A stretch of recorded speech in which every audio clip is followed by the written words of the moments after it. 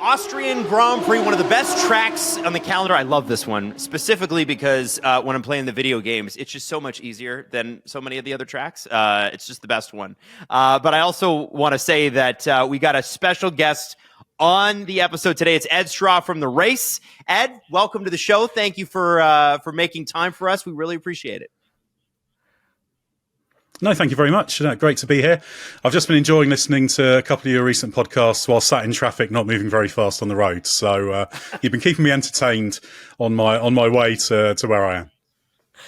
How much of it did you go, oh, God. Ed, I'm sorry you had to hear that. I'm sorry you had to hear that, Ed. I'm sorry you had to listen to that. No, it's well, when you're in slow traffic, you'll accept absolutely anything in terms of entertainment. So yeah, perhaps it was a low bar. Who knows? But it seemed to work quite well. We'll take it. We'll take it. Okay, so I guess the first thing I want to talk about, guys, is Formula One, the movie. And the reason I want to talk about it is that it's out, or it's going to be out. And when people are watching and listening to this, we did our review last podcast, but Ed, you've seen it 2 times now, which is, I think that's probably among the most in the world outside of people who have actually worked on the movie. What are your, what's your quick thoughts in like 2 or 3 minutes? What did you think of this movie? Yeah, I saw it both in Montreal for the media screening and this morning at the IMAX cinema in Waterloo in London. That was one of the first public showings for the full release. Yeah, I was broadly in line with what you guys talked about on your excellent review podcast, insofar as I thought there were some great visuals. Maybe it lost its way a little bit. The plot was weak, and I felt it could have hung together better. Big glossy advert for Formula One. Maybe that serves Formula One better than moviegoers, shall we say? So I'm kind of of the mind that I think any motorsport fan should go and watch it because they'll get something out of it. It'll be interesting. But my overwhelming feeling is just a missed opportunity. And I actually would have loved to have seen the movie that started in the first 25 or so minutes. You're thinking, yeah, this is proper good popcorn blockbuster stuff. But then it just loses its way, and that makes it harder to forgive some of the weird narrative choices they make with what goes on track. So yeah, I didn't think it really worked. It didn't massively drag or anything, so it's not a complete disaster or anything. But yeah, missed opportunity, bit too close to Formula One, and I don't think it's going to go down as a classic by any stretch of the imagination. And it fell short of that Top Gun Maverick on wheels expectation. Right. And I wonder because one of the things that I read in one of the reviews we did after our review podcast, it said for a Formula One fan, you might be like, well, okay, it's a movie. For non-Formula One fans, what do you think the chances are somebody goes to this movie and goes, I don't know, Brad Pitt's in it, I'll go. And they go, you know what, maybe I'll give Formula One a chance. Because that is sort of the idea with this movie. It's supposed to bring in new fans. Do you think it accomplishes that goal?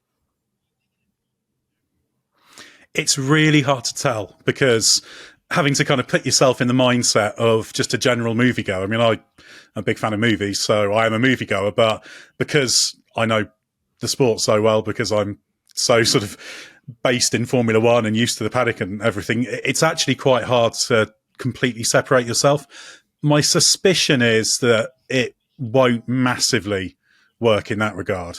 Now, that's different to what the makers of the film say. Jerry Bruckheimer, the producers, said, oh, well, we had, one of the 20 in a focus screening said they'd seen F1, and then they all put their hand up at the end to say they wanted to see more F1. But also, he would say that. And just because they stick their hand up doesn't mean they'll be going. So, I don't know. I think it can't be bad for Formula One insofar as it's not going to make less people watch Formula One. And it'll probably mean more people are familiar with what it is. So from F1's perspective, that's beneficial. But equally, I'm not sure the movie's quite as epic and brilliant enough as it needed to be to get people to think, wow, this is incredible. I need to go and check this out. So that's another area where it's missed opportunity. But I could be wrong. And the average film goer may go and think it's absolutely brilliant. And they love the look of Formula One and they love the movie. I don't really know. But my gut feeling from my kind of slightly limited perspective is it won't have quite the effect that F1 wants it to, because that's such a big part of it. Big advert for Formula One, also one of the problems it's got. Right, of course. And okay, so I want to ask you guys this because I don't think I asked him this during our episode, but I do want to know the answer to this question. Your top 3 racing movies. It doesn't have to be Formula One, just your top 3 racing movies of all time, and please include the Stallone one. Please, God. No. Driven is brilliant, but for all the wrong reasons. Brilliant. So bad. Ed, I'm going to let you go first because you're the guest. Yeah, I'm just. That's a good way to dodge and give yourself some thinking time. I like that. Should have thought of that. Well, I'd probably say. I mean, I really like Grand Prix, the Frankenheimer one, because that's got some great filming in it, and it's just kind of an iconic movie. And I think it works really well. And similarly, the Steve McQueen Le Mans, which actually, to be completely fair, was criticised at the time for not having a great plot, but at the same time, for its era, it was putting people into racing in a way that they couldn't. So those worked really well. I quite like Rush. I thought Rush was worked pretty decently, and the recent one, I think it was called. Was it called? Because it was Ford versus Ferrari in the UK, because it had a different name in North America, didn't it?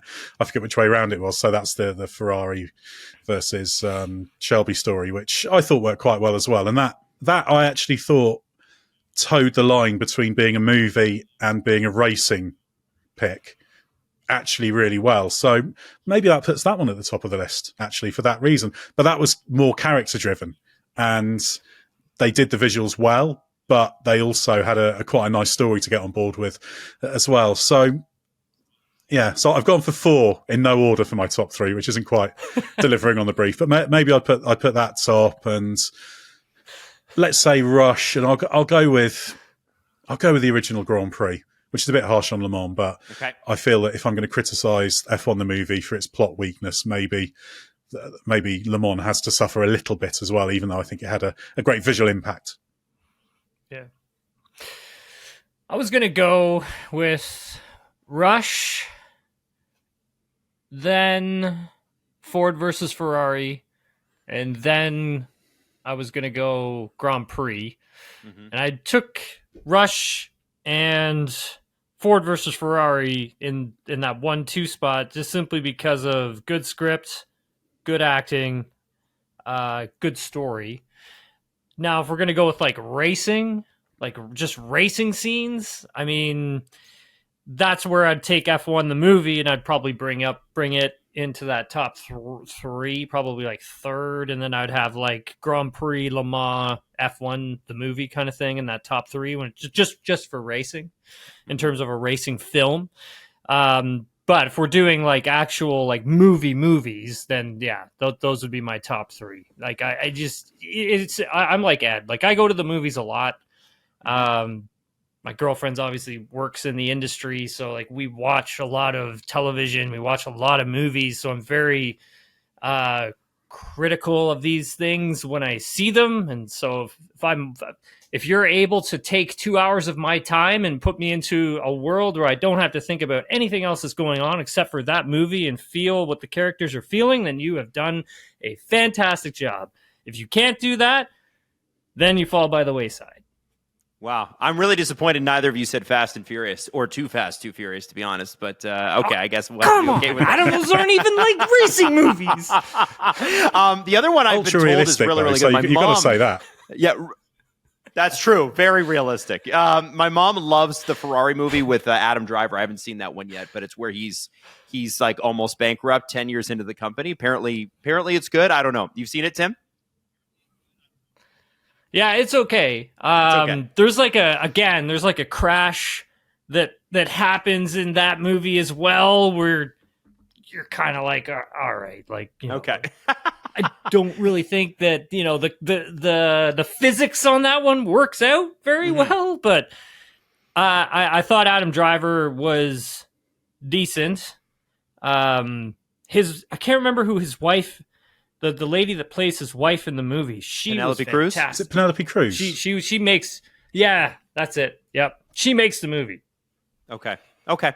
Now she's a great actress. Now I want to move on here because before we do sort of our track drive with Tim, which is Ed, this is what we do every time. We just go to the EA Sports video game and we have Tim take us through the track as a former driver and go, okay, what should we be watching for this weekend? I want to talk to you guys about Lando Norris and specifically where his standing is this year with McLaren. Not like he's going to get replaced or moved on. This isn't Red Bull, but I'm talking about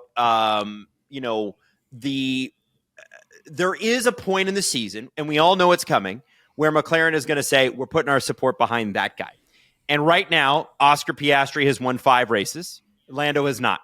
And we're looking at a situation where, the murmurs are starting to get louder. Ralf Schumacher came right out and said it. It's already happened. Their support's behind Lando. Not Lando, Oscar. That feels premature to me on the outside looking in. And I'm wondering, as two F1 journalists, what have you heard? And what are your thoughts on what Ralph had to say and what McLaren is likely to do here? Well, it's certainly, there's no doubt at the moment that Piastri is the one who's doing the better job. The stats say it and everything else says it as well. So 10 weekends in, Piastri is the guy who's on the way to the championship and Norris is the one who's slipping back, but he's only 22 points further behind. So for me, I think it's still an open debate. And I do think it's true that kind of whoever prevails and asserts themselves, kind of the team will start to kind of galvanize around them. And there might be some people in the team already who are leaning one way or the other for all manner of reasons. A team is a very big organization in F1, but I think the problem is at the moment that Norris has still been very quick. He was really quick in Montreal. He was the quicker McLaren driver in Montreal. Then he messed up both Q3 laps and he made that almighty mistake in the race, which was just an inexcusable error that he quite rightly instantly was kicking himself for. Now, being the quicker McLaren driver means nothing if you're going to do that. And there have been too many mistakes this year. Sometimes his racecraft, he kind of gets sucked into making moves he doesn't need to make. And just needs to kind of strategize a bit more. I think the way Piastri attacked Verstappen in Miami compared to how Norris did it shows that, because even though it took a similar amount of time, Norris lost a lot more time, whereas Piastri kind of set him up and then off he went.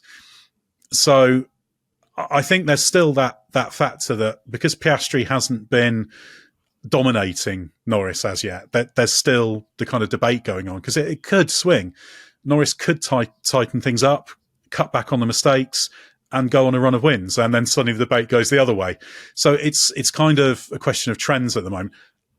At the moment, it is going Piastri's way. And there's no reason to say that, because this has been going on a while for Norris, there's no reason to say that this won't continue to be kind of what we see from him, just overreaching a little bit in qualifying, striving for perfection. I think Piastri is better at accepting, okay, Turn 5, for example, I know I'm not quite as good there, but I don't need to be quite as good there. So I'll do my maximum there and then make up the rest elsewhere. And that's a really good trait, actually. And I don't think Norris is quite so strong on that. But if Norris can take a few steps, just tighten up the racecraft, cut back those errors in qualifying, then it becomes a slightly different debate. So that's the challenge laid down to him. At the moment, he's losing that championship to Piastri.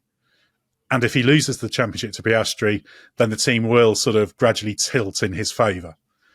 But I don't think that's settled yet. I still think it's a live issue, even if it is the ball is pretty much in Piastri's court. He's in control. He's the guy who's unflappable, delivering, reading off the wins. And if it's going to take Norris to change and to find that level, and maybe if there's better feel from that front suspension modification that they had to give that bit of cueing, as the team likes to call it, to him, maybe that will change things. But even if that changes, it's still the same Lando Norris we've seen for a few years, who hasn't necessarily shown that ability to kind of bang in win after win after win, even when the car's under him. So Piastri's in control.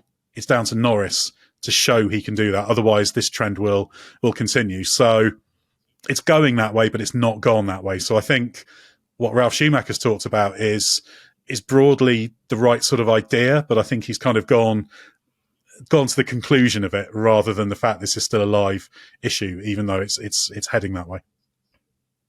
And I think that's the key, right? Yeah, I don't necessarily agree with what. Yeah, Yeah, exactly, Adam. Like I don't necessarily agree with what Ralph Schumacher said, but I'm sure Mark Webber does. I'm sure he'd love to hear it as well.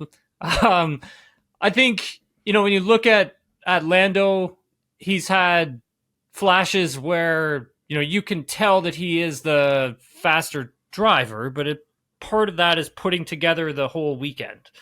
You being quick in Friday practice, Saturday qualifying, and then executing Sunday in the race has been an issue for him this season. I would say it's probably been the biggest issue starting from Bahrain to now. And it's sort of like been this cycle that he's sort of been in. And he's spoken about how he needs to get off to a better start with his race weekends, and that being obviously in practice on Friday. I thought for Canada, he was exceptionally strong. I actually thought that he was going to qualify Oscar because he was faster than him for most of the weekend. But I mean, obviously you could tell that want and the need to out qualify Oscar got a bit in the way when you get to that Q2, Q3 qualifying sessions where you can just see that he's overdriving and sort of stretching things to get a little bit more. But when you try to get that little bit more, you tend to overdrive, which then screws up the braking, screws up the entry, screws up mid-corner, exit, back to power, all that kind of stuff. So it's like a domino effect, really. And Ed had mentioned it with that new front suspension to sort of give him a better feel as to what it's doing. I asked him about it on Saturday after qualifying if he felt that it was helping at all, and he had basically said, paraphrasing, but he basically said that it wasn't at that moment. Obviously, he wasn't going to talk about it on Sunday following the race, but the question to him then was, why didn't you try passing into turn one sooner than waiting to that moment when Oscar had the DRS? Why not try and do it when Oscar didn't have the DRS to the car in front and Kimi Antonelli? So he didn't really like that question because he gave me like a one-word answer for it. Fair enough, but at the same time, I think as a driver, you need to execute on every single lap, every single decision that you decide to make, especially when you're battling for a driver's title like Oscar and Lando has. And again, this is where I think Oscar has sort of shined the most is the fact that he's left himself that space in his mind to handle exterior stresses, but to also manage more of what is going on within his world, not only off the track, but on the track as well. And I'm not saying that's something that Lando is dealing with. I think for Lando, it's just a case of being consistent for that entire weekend as a whole. And if he can get off to a good start on Friday, we've seen him have excellence throughout the entire weekend. So yeah, I'm same with Ed on this one. I really do feel this championship is still up for grabs. We still have like 14 more Grand Prix to go. We haven't even really reached the halfway point yet. There's still a lot up for grabs, and I think Lando can turn this thing around for sure. He definitely has the talent to do it. There's no question about that. But at the same time, Piastri's the guy who will be sat there thinking, yeah, this is great. I'm happy. We're in the right position. Sure. So, yeah, the longer it goes on, the harder it gets for Norris to do that, because faster doesn't necessarily equal better. And there have been weekends when Piastri, fair and square, has been quicker. Mm-hmm. And you know what? Lando was right in it with Max Verstappen last year at this track. I mean, this is the track where they actually came to literal blows and on the track and had a chat afterwards. And Tim, at the time, I remember you said like Lando better establish how he's going to race Max now. And it seems as though since this, he's struggled, and you guys mentioned it, with passing Max, with how they've raced each other, where Oscar seems to not have that same, it feels like a mental block at this point. How much do you think, his performance at this track is going to play into this year? Because he's very good on it. Is he going to be able to hold off a Max Verstappen, beat a Max Verstappen, and beat a surging Oscar Piastri here this weekend? Does this track benefit or hinder him? It's hard to say, really. I mean, look, yeah. I'll add you No. go first, and then I'll. Well, I'll I was just follow going to say, it's hard to say because you can pick your narrative on this one, can't you? You can say Norris has been great there in the past, and he has been very strong. He's not won in Austria, but he's done everything but win there. He's quick there, but at the same time, there's a few corners there that will expose the struggles he's been having with field. He does a lot of kind of combination on braking, steering on the entries. Piastri does it a little bit more simply, not in a bad way, just the technique. And so you could say this isn't a track that will give Norris the chance to kind of work around his limitation, but you could also say it's a track he's gone well at, therefore it could be good for him. So I think regardless of track, it's going to be down to Norris. It's can he take that little step? Right. Yeah, and I think it's an extremely important weekend for him as well. I think as a driver, I mean, whenever you have an incident within a race, and obviously if you don't have a good finish to a Grand Prix, you always want to try and bounce back as fast as possible so you can regain that confidence in yourself and that momentum in what you're working on, to how you build up your weekends, etc. So I think for this weekend for Lando, I think it's very important for him to have a good, clean, solid weekend to get that sort of a rebound, if you will, for a Grand Prix. And I think also, obviously, in the points standing as well, you can't let Oscar get too much further away from you. I think you need to find way. I mean, even if Oscar's finishing like second and Lando's winning, or maybe Lando's second and Oscar is third, just whatever it is, I think you need to kind of keep Oscar in check and not let him get away, because I think for Piastri, that's one of his skill strengths, right? Is to be consistent, to get the points that he needs each weekend out, and executing on his way to a world championship, because he knows how to win a title. I think for Lando, if he's able to just stay in front, gain as many points as he can on his teammate, obviously for the better. But I mean, we'll get into this as well, Adam. I mean, when we talk about all the other drivers that could factor into this weekend at the same time. Mm-hmm.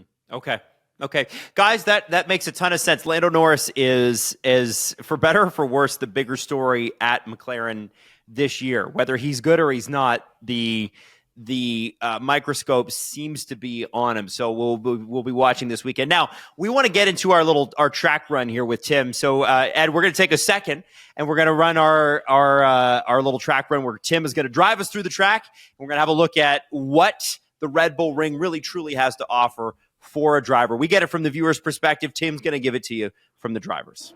Okay, Red Bull Ring in Austria, which we love. Tim and I both agree this is a great track. Big Wiener Schnitzel, guys.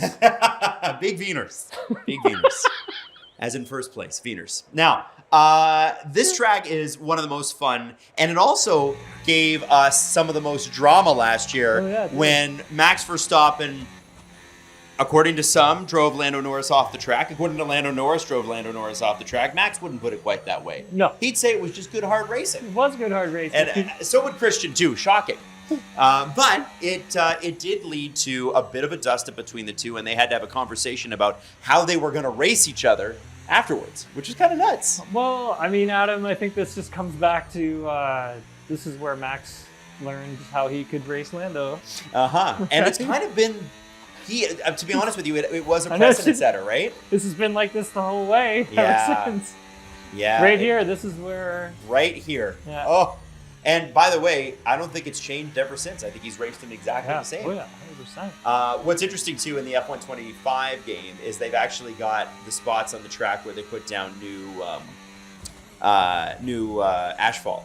Yeah. So I think that's kind of hilarious too. There's like pieces where it looks old and there's pieces where it looks black and brand new. And then all of a sudden I'm like, ooh, gravel. Like, how are we on gravel all of a sudden? So we're going to do the full sort of run through, but a little bit of history, because this is, it's a very interesting track. It's obviously Red Bull's home track, but it's also one of the tracks that, was sort of rebuilt, right? This was not this is not a track that was originally there. It's the Red Bull Ring in Spielberg, Austria, with a circuit length of 4.31 kilometers, 10 turns, 3 separate DRS zones. That's what makes it so fun. Red Bull packs a lot of excitement into one of the smallest tracks. Last year, George Russell claimed victory after front runners Max Verstappen and Lando Norris came together on lap 64, which we mentioned. Nothing to see here. Lando, we will ignore that happened. Max Verstappen holds the record for the most Austrian GP victories with 4, which probably makes his team's Austria-based parent company very, very happy. Now, Very happy. this is one of those weekends I would think where McLaren's going to want to come in and try to dominate and embarrass Red Bull at their own, in their own home. For sure. And this is going to be a place where Red Bull is going to obviously want to win. Yes. Oh, no kidding. But, I mean, we'll see what happens. I think actually this could be a track where Red Bull could get pretty good, actually. Now, on video games, you don't get the sense of elevation. Although on F1 25, I have to be honest, you get a lot more of it than you used to. Like, look at the right here as you kind of cascade down the hill. Can you feel it? You can feel the bumps in the road along there, too. Like, the car feels like it's going ba-boom, ba-boom, ba-boom. That's cool. I like that. Oh, that's invalid for sure. That's all right. That's all right. Now, Tim, let's... You're like, that's all right. You were just showing us with your hands. Whatever.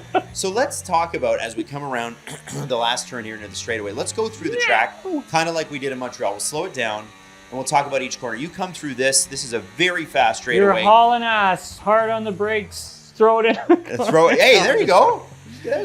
Basically, it's it feels kind of like some of these corners you're really threading the eye of a needle. Like, you kind of have to hit everything at a certain way. For here in particular, you can use some of the track.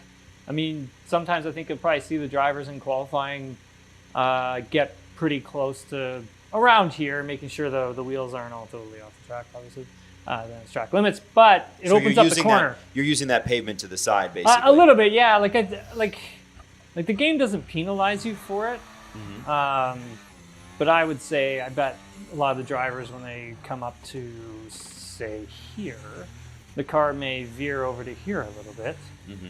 And basically straddle this a tiny, tiny bit while they're braking. And it kind of, like, opens up the entry to the corner a bit more. So it's all these, like, little tiny tricks around the track. And you kind of want to get close to the apex here and just unwind the wheel as much as you can coming out, because again, the more steering lock you have in, the slower you're going to go. For this section here, it's interesting because they're hauling ass down towards here, and you're going downhill. So you think, okay, this should be enough brake pressure, but actually you want to add more because of the downhill like inertia. You're actually like, it's harder to slow the car down and understand how much braking you actually really need because of the downhill factor to it. And so that's a good part of this track that makes it so unique, is the elevation changes that are to it, like a proper European circuit. It's kind of like a big go-kart track, really. For here, same thing. Brake a little bit, downshift, and then you can see the car, like it bumps like when you're going through there. The car's moving around. Here, you kind of want to be around here. When you're, again, opens the corner up more, brake really hard. Initially, this one can be like a quick stab at the brake to kind of get some, get a positive front end to get into the corner. Maybe it's a little lift, but it is a downshift for sure. And then you're flat out like through here. Like this is flat. This has to be a wild ride for these drivers coming through here. Because you're absolutely flying, man. Like, absolutely flying. So what's interesting about some of these corners too is you get out of the corner and you almost are straightening out, but then the corner's not quite done yet. There's always that little bit of extra.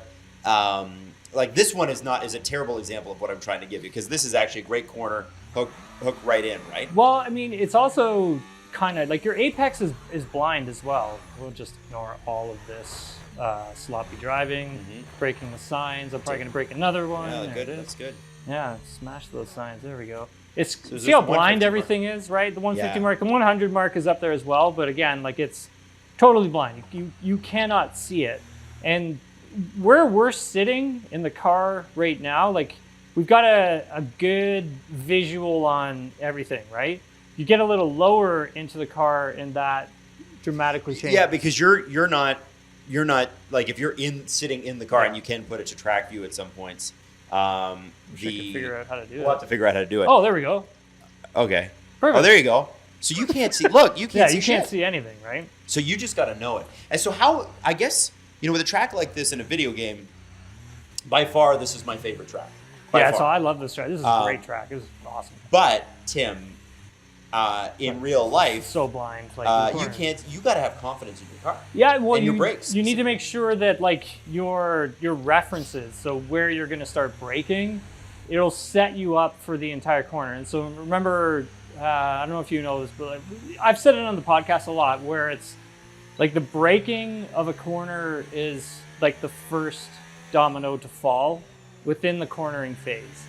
So when we're coming up to here, let's just say I'm using, I don't even know. Let's back it up a bit, and we'll see if we can find some sort of a reference that we might be able to use. So you kind of want to look for a nick in the pavement or this orange piece of wall right here, and you kind of just see that in the corner of your eye, right? It's just like, and that's when you like initiate your braking, and eventually you'll find something as you're doing your laps and whatever. These drivers, since they go to the track so often, they already sort of know where their reference points are because they know the track so well. But if you're new to it, you always want to try and feel where you think the braking kind of should be and build up a little bit, and then eventually you start picking off like little things. Maybe it's a bump in the track, maybe it's a crack in a wall, maybe it's, like I was saying, this orange thing right here where you initiate your braking. And then that will lead you to your bleed off and to your turn in. Now, a lot of drivers don't have turn in points. They can to build confidence in like a high speed blind corner, something you do when you're a junior driver, because the cars don't have as much downforce and they're scary as hell. Right. Like these cars are super fast, lots of downforce, so they provide you with quite a bit of confidence. You don't necessarily need a turn in, but it's good to have one if you can find one. But the most important thing for a corner and setting it up is like having a braking reference. It's just so important. It keeps you consistent. It keeps the lap time consistent. So when you're doing, I don't even know what our lap times are. I haven't even set one here. But let's say it's like a minute 11. We'll just say it's a minute 11. So once you have your reference points, it's knowing when you're a minute 11.3 to 11.00, and having reference and knowing where the car is and where the car is at. You have to get it down to that kind of a science. And it's like you boom. It's like, okay, this is going to be at least 0.4, 0.5. This has got to be a 0.0. This has got to be a 0.1. This has got to be. Like, you build your consistency, and having lap time consistency as a driver is it's paramount, because you make a small change to the car and the consistency then goes away, then you know something has changed differently fundamentally with the balance that is not reacting well to your driving situation. Got it.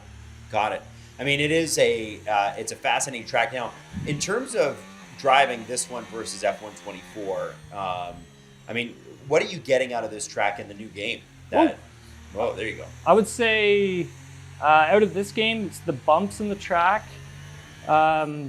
It's the realism of how much downforce the car actually has. Sound of the engine. I mean, I've always talked to you about sound of the engine, right? Yes, of course. I mean, that's part of the fun. Well, but also, this one sounds like a Red Bull.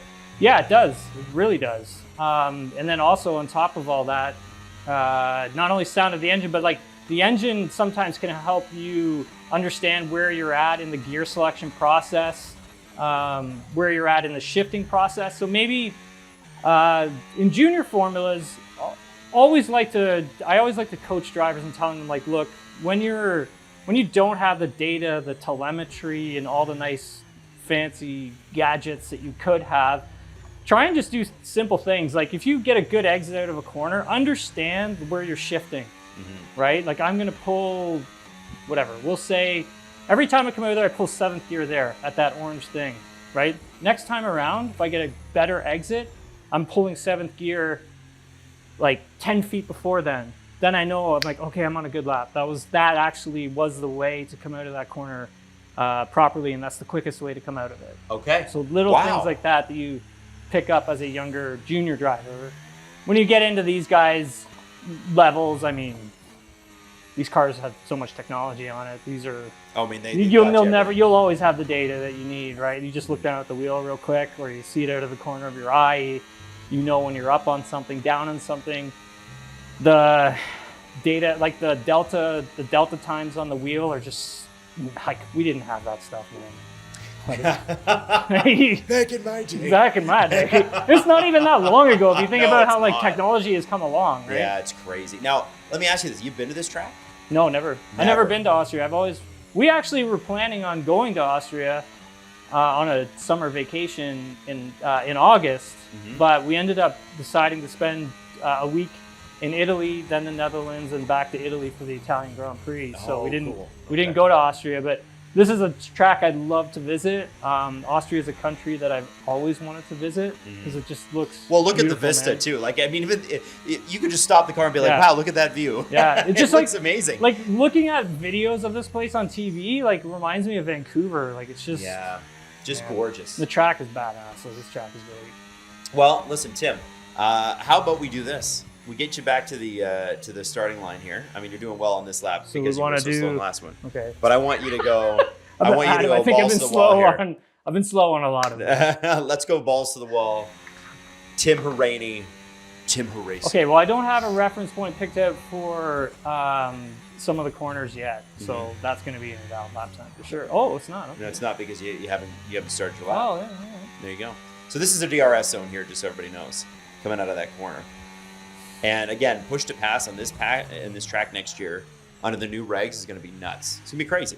Let's do that again. You want to do that again? Yeah, one more time. All right. That's fine. Restart the lap. That's okay. It's starting to break a little bit too late and ruin the lap. That's okay. Don't worry about this lap time. Who cares? No one cares. Invalid lap time. It doesn't matter. The next one, when you cross that line, then we're on a new lap. Boom. Let's try this again. Here we go. First corner did a lot better Could that have time. broken later. Again, don't have a reference point for there yet, Right. but could have broken a lot later.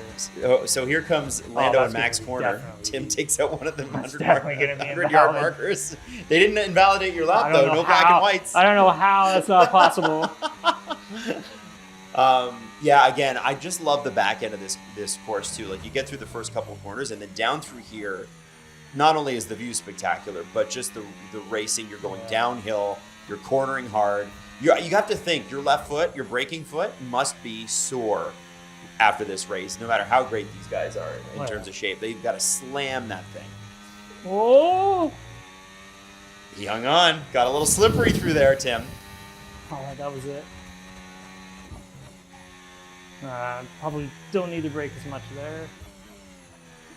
Don't need to brake Carried as it much through. there. There we go, Tim. Really bad lap. It's a lap. That's a 108. Really bad lap. You beat your rival. It's That's what it says. really bad lap. Sorry, Grant Willis. Tim is 31,000th in the entire world. How about that, Tim? You're right. What is this, like an achievement medal? This is why you watch. Played. Here is your worldwide medal. ranking. This is why Tim's with us. Is because we can be 30,000th in the Hey, world. let me tell you, we're 40,000, 30,000. It's all the same, Adam. It's all the same. So the thing that I think is kind of bigger news for people that are real Formula One fans that are hardcore, I'm assuming, if you're listening to this show, you are, is Carlos Sainz Sr. not running for FIA president. Now, there's been a lot of criticism, as there is with any leader of the FIA, with the current leader, and some of the moves that he's made and the swearing and the this and the that, whatever. Carlos Sainz Sr. was sort of there and seemed to be a guy that was going to make a real challenge at this. Ed, I'm going to start with you on this one. Any reason why he's decided not to do it beyond the press release that we saw today? Because he'd never had any chance. And that's not anything to do with his suitability. Carlos Sainz Sr., I have a huge amount of respect for him, a massive amount. And he could have done a very, very good job. I'd have been fascinated to see it. But to even be able to officially stand, you've got to get so many members on your ticket from all different parts of the world. that requires quite significant investment and not only of time. So it's a really, really difficult thing to put together an actual official candidacy. You've got to fill in all these different positions. You've got to have the geographical spread. You've got to get all of these people on your side. And that's phenomenally difficult to do. And then if you can do that, you can fight an election that you might well lose anyway, because you've got an incumbent who has got an advantage because they built all of that influence and power base. I mean, it's political ultimately. And much as I'd have liked to have seen Carlos Sainz have a go at that and have a huge amount of time for him, I think he's pulled out of it because he just knows it's not possible. It just requires too much. He's a very capable politician as well. He knows a lot of people. His name opens a lot of doors, but still, I think he's looked at it. He'll have done the numbers. He'll have spoken to people and thought, we can't even get a proper team together because you need to get those people to commit to you. And of course, if they commit to you publicly, the other guy knows they're not on your side. So, there's a lot of real politic going on here as well. So very, very complicated, very, very arcane. A pity, but that's just the way it works, which is why I was never convinced that this would come off, even if it might have been a very nice idea. Yeah, it definitely felt like it was kind of just thrown into the media, and just to see if there was any interest from the other FIA member clubs, if that is someone who they would be interested in voting for in the future. It kind of just felt like this was just like a teaser or a feeler that he was throwing out there into the media to see if there was any appetite for him to come in as the FIA president. I mean, I'm sure there are some people that would have loved to have seen Carlos Sainz take over the presidency at the FIA for sure. There's no question about that. But I think another thing, obviously, is, he said in his press release he wanted to get ready for the Dakar Rally and make sure that he was giving that his full commitment in the OEM that he was working with there as well.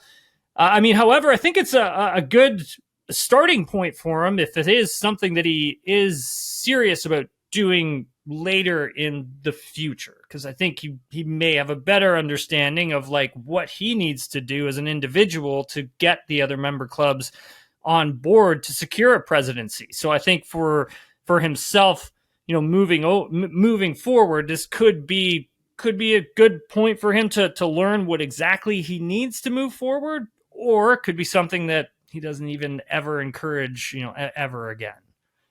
Is there anybody that is going to run against the current head, or is this just going to be sort of an election and a walk? There are people floating around looking at trying to do something, but the clock is ticking. So again, it'll come down to them needing to get the pieces on the chessboard to get themselves in the game. And that's people who are already directly plugged into the FIA and a part of the political landscape. So I'd be surprised if there wasn't a challenger. I'd be a bit disappointed, because it's just good to have a challenger, isn't it? Because that way you actually have an election and a decision has to be made, etc. But it is difficult. I mean, there's been disgruntlement within the FIA. Not everybody there is on the president's side, but a lot of people are. So again, it'll come down to, can it all be put together?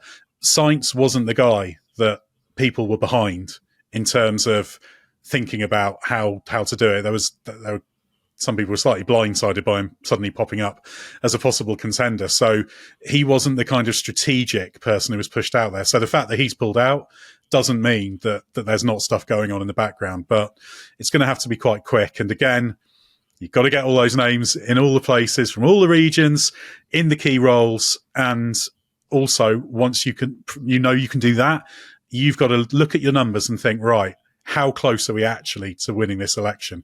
And what do we need to do to be able to swing it? Because the whole structure is in favour of the incumbent, massively so. And it has been for a long time.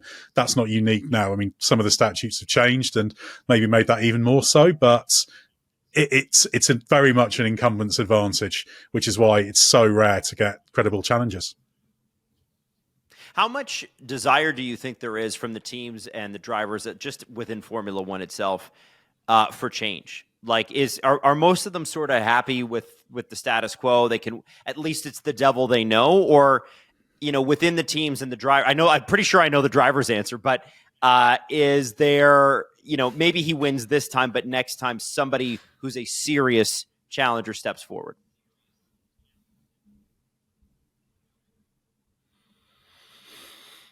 Yeah, I think Adam, there is obviously some parts of some teams that would like to see somebody else maybe move into that role. At the same time, though, it's be so hard for that to happen right now. I mean, there's so many things that would have to work in an incumbent's favor to even, even have a chance at taking over a presidency role at this time, because it's just so late now in the year. I mean, this is going to be happening soon, and we're going to know before Christmas time as to who's going to be the elected president, obviously, of the FIA. So I think, Adam, like, when you look at it, for sure there are some teams that would probably like to see something different.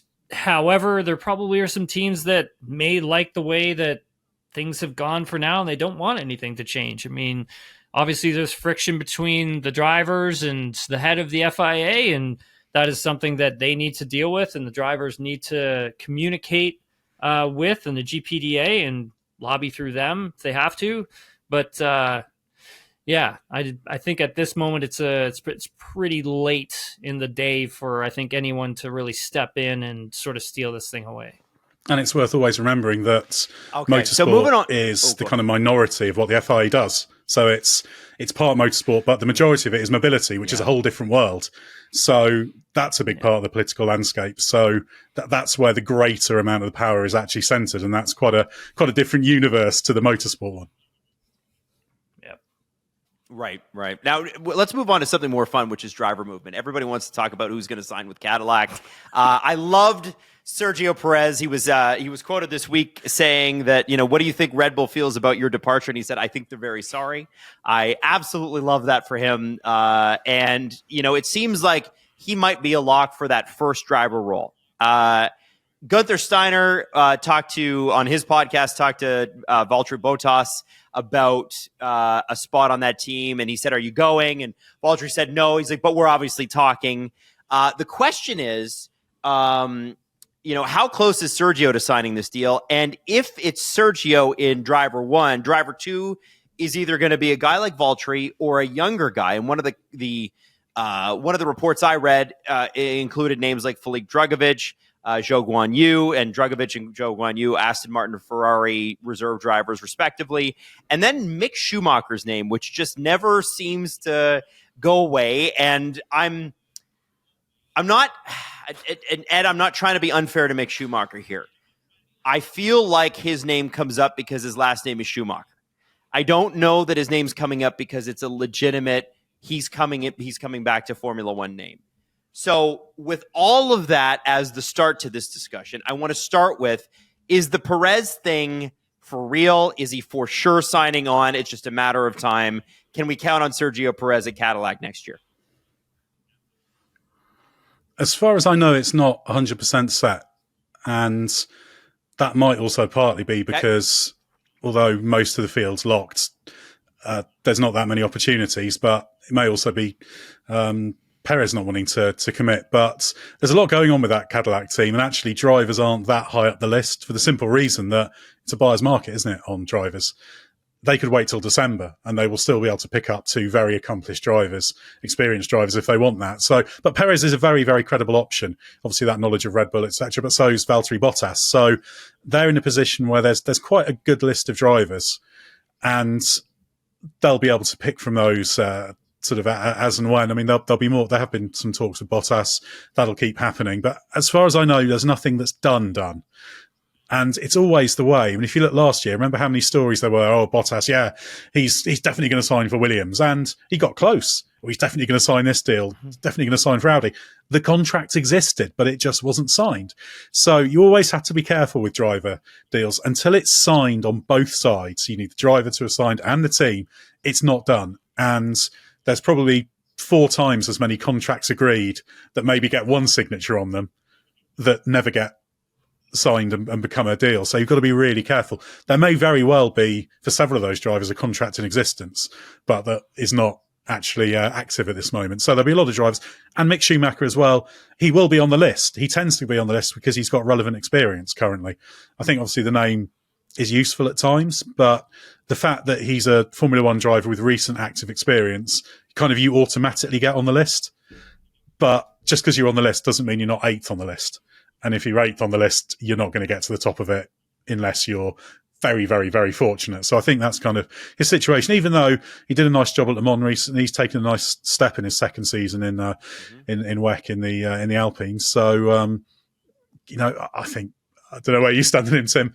Mick Schumacher's a perfectly capable driver, but he wouldn't be my first, second, or third port of call for needing a driver for Formula One. Because with the best one in the world, he's not quite in that class. Yeah, I agree with you, Ed. I mean, it's just been too far removed from F1 for too long a period of time, in my opinion. I think to have Mick Schumacher kind of come in and fit that role. I mean, it's not Sonny Hayes, years removed from F1, but it is enough to make a difference. I would say that, for Cadillac as a team, and speaking with Graham Loudon about all this, it's like Ed said, the driver seat is literally not their first sort of thing that they need to work on at this moment. They have this giant clock that's inside each one of their factories, and basically that clock counts down to the start of the 2026 F1 season in Australia. And that clock is what puts this team under pressure to get a car, through crash testing, get it developed properly, make sure it's something that's going to have reliability, because that is going to be such a huge issue for this team moving forward, is the reliability nature. The drivers are really just not the first thing that's on their mind. Now, I have heard that there are some agents that will be coming to Silverstone for the British Grand Prix to speak with the likes of Graham Loudon at Cadillac. Now, whether or not something gets done there, I mean, who knows? I mean, Valtteri Bottas's video was cute. It was funny. I thought it was great. Obviously, he's interested in the seat. There's no question about it. I think for Cadillac, experience is going to be paramount. I mean, there are people who listen to our show who are huge IndyCar fans, and they're going to say, well, what about Colton Herta or Alex Palou or, one of those guys, Kyle Kirkwood? I mean, I don't necessarily think that's a great idea to take a rookie, especially someone who's not experienced in F1, hasn't gone through the F3, F2 ladder system, learned about the tires, and then put them into an F1 car and expect them to be quick. I mean, it takes a long time to even just learn the tires. And so I think having two experienced hands at a team that's brand new is going to be crucial for them. So, I mean, I could see a world where we see the likes of a Sergio Perez and Valtteri Bottas pairing at Cadillac. But again, I think Sergio's also been talking to Alpine as well at the same time. So I think there are some moving parts with this seat, but Adam, definitely for Cadillac. I mean, it's like Ed said, the driving, those driver seats. I mean, it's not the top of the list priority at this minute. I wonder, guys. I'm going to put you in the team principal spot. Okay, would you get two veteran drivers like a Perez, Bottas, or would you have a Perez plus guy with experience at the Formula One level? So again, Mick Schumacher, Philip Drugovich, who else did I mention there? I can't even think right now. Not like a Kevin Magnussen, but you know what I'm saying, right? Like you're looking at guys with, younger guy with older guy who's got 5, 6, 7 seasons. What combo are you going with just for season one? Experience is very valuable. Yeah. Okay. Well, especially with top teams, and both of these guys have been at top teams, right? So that's sort of the value that they would bring. I wonder, Ed, how much thought has Cadillac put into the value of marketing that a guy like Sergio Perez brings to Central America? I'm sure that'll be part of the equation, and they will very much look at that. I mean, he will probably be able to bring in money immediately. He'll probably bring money with him, and there'll be deals attached to him as well that will come through. It'll open doors, and then you'll get the eyeballs as well. So I imagine that makes him quite attractive. That said, this is a team that, it's got serious ambitions. So they're not going to just take drivers that they think aren't the best choice just because they're decent commercially. The commercial side will sweeten the deal, definitely. And, Perez has won 6 Grand Prix. He is a very, very good Grand Prix driver with a lot of experience. He's not a superstar Grand Prix driver, but not many are at that outright, absolute kind of gold standard level. So he ticks a lot of boxes in that regard, but so do others as well. It depends what sort of market they want to look at. Obviously, Joe Guanyu was mentioned. Graham Loudon is involved with his management as well. I think he will keep his hat separate when it comes to doing this. It's not just I've been involved with this, I'll throw him in, because there's other people making that decision as well. The team, but they'll look at someone like Joe as an experienced. He's a very good, capable race driver. Not got that last edge of speed, but he's a good, safe pair of hands. And again, has the China influence as well. That could be beneficial for them. Less obviously so, perhaps, than Perez. So, what market you're opening up to is part of it. And you could say a US driver would be great for them as well. And I think they probably quite like that. But again, it'll be driven by the quality of driver, and not just the quality of driver, but the relevant experience, which, as Tim mentioned, is the problem. It's the fact that you're going to have to commit to them for a few years to give them the kind of time to integrate and learn, no matter how good they are. And there's some very, very, very good drivers who could be thrown. So, I mean, Colton Herta was obviously talked about a guy with a lot of ability. Perhaps it doesn't come together quite as consistently as it should, but a lot of speed, no question. And American-based drivers, Alex Palou would be fascinating to see in Formula One. But would that be a great move for him to go to this team, even if the offer was on the table, given what he's doing at the moment? And he could be the king of IndyCar for the next 20 years. Do you really want to turn your back on that for a few years in what will start off as a back-of-the-grid F1 team? I don't know. I don't think it's that easy to do. So, all of these factors will come into it, but I think they will want the best 2 drivers they can get hold of to put in the car. And when it comes to evaluating best, I think that commercial thing, it'll be on that list, but it'll be an additional benefit rather than a central focus. Otherwise, you're just straight away setting yourself up for failure, really, aren't you? If you don't take the best available possible drivers. So I guess, Tim and I have talked about this a lot, Ed, and this is going to be sort of my final question. You've been so gracious with your time, and we really appreciate it. When Mercedes came back into the sport, and obviously with, Rosberg and Schumacher Sr., that is, the Mercedes brand was a little bit, it was successful and whatever, but it was a little old, right? It was a little bit old man, big car sort of brand. And now it's young, it's hip, it's cool, it's sleek, but it's also classic. Like, there's something really special about that Mercedes brand when you take it to market. Formula One had a huge part, especially when Lewis joined, of reinventing what Mercedes could be to anybody. And really, if you're a young person, you've got money, you can find a Mercedes for you. If you're an old person, you got money, you can find a Mercedes for you. Cadillac has truly lost that mantle, even in North America, where, for a long, long time, brands like that held out because, well, buy American, right? Buy North American. Make sure, you buy something that was made here. What do you think can happen with the Cadillac brand, assuming they're not going to win a ton of races or any at all in the first 5 years? What do you think they can do with that brand in their first half decade with the sport, in terms of the road cars? What do you think they're going to do with it?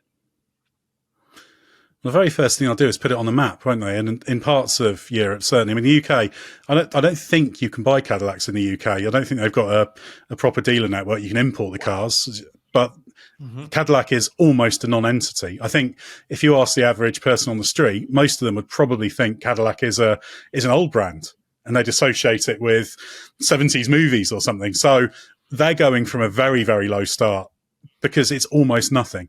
There'll be a glimmer of name recognition, but beyond that, no one will be able to name a Cadillac or picture one, at least not a recent one. And that tells you how low a level they're starting at. Now, I don't know the markets in Europe to say whether that applies to all of sort of Western Europe in particular, but I wouldn't be surprised. I suspect that's the case. So Cadillac, I know General Motors want to push that brand. That's why they've chosen it. They could have chosen, people ask, why didn't they use one of their more racy brands, their more established brands? Well, that's what this is about. As you said, It's about building up a brand. So yeah, that they will be looking at that. But the first thing to do is get some recognition, get people recognizing it's there, that it exists. I would assume there's going to be a push to sell cars in more territories now and expand it that way, because it would make no sense to do Formula One, which is kind of your ultimate automotive global platform. If it was only about selling more cars in North America, you'd do something regional, wouldn't you? But this is global, so it's got to be part of a wider strategy. And the main problem is, once you've got that initial start of getting a few more people knowing it's there, you do have to have success. This is what Alpine have found. The main promotional tool for Alpine, which is Renault owned, is the Formula One team. And the Formula One team has been mediocre with a few little promising points and some pretty bad lows since they rebranded it a few years ago. And it's not really moved the needle. So that tells you there's quite a high standard you need to get, because Mercedes did that because they were winning lots in Formula One for a long time. I mean, even before the Works team came in, they'd started that process with McLaren, going way back. Obviously, 93, they came in the sort of toe in the water with Sauber. So it's a long old process and it will take results. So yeah, they'll probably be quite happy early on with the recognition going up, and there'll always be brand recognition metrics they use. But that next step is going to be the point where the team needs to be moving forward and actually getting podiums and wins, which is going to be a long way off, because a startup team, that's a huge undertaking. It's going to take a long time. But that you're absolutely right. That's the end game for Cadillac. The ideal would be that it feels like a Mercedes in 20 years' time, that there's some driver, a Lewis Hamilton style driver that it transcends motorsport, who is attached to it. There'll be souped up versions of the cars on the road. Everyone playing Gran Turismo or whatever will want the hot Cadillacs or whatever. Whereas now, nobody wants a Cadillac. That's good insofar as they can make gains early on, but then it gets quite steep. So yeah, that's the simple version of their brand strategy. I'm sure that they've got much more in-depth plans, but that's it, isn't it? I mean, win on Sunday, sell on Monday is a bit more complicated than it used to be. But that winning element is quite important if you want to actually move the needle properly and really make it kind of culturally relevant. And that's what's important now. These car brands, they're not just about selling cars as well. They're wider brands that do all sorts of things. So yeah, ambitions will be sky high, but delivering on them, that's going to be hard. Well, gentlemen, it's been a real pleasure, and I do want to end the show letting you know that I've got my Twitter account open, and under Motorsport Trending, it's Sunny Hayes. So I feel like the movie's already making waves. But Ed, the could work he drive you guys the Cadillac do at the race. Yeah, there you go. Brad Pitt's been testing the McLaren, hasn't he? So who knows? Yeah. Yes, he has. Yes, he has. The work that you guys do at the race is phenomenal. The way that you guys have come up and created this, I hesitate to say out of thin air because I know it's a lot of hard work, but it's amazing what the race has become within motorsport and Formula One culture. So I just want to congratulate you and the staff there for all the amazing work that you guys have done. Thank you for giving us your time tonight. We really appreciate it. Yeah. Thanks, Ed. No, it's been a pleasure. It's been great. No, enjoy what you do as well. And thanks for the kind words. There's a lot of people who work very hard at the race, harder than me, to help people like me look good. So, it's a great team there. I'm very fortunate. It's like in all of motorsport, you're nothing without a good team around you, are you? So we're very fortunate.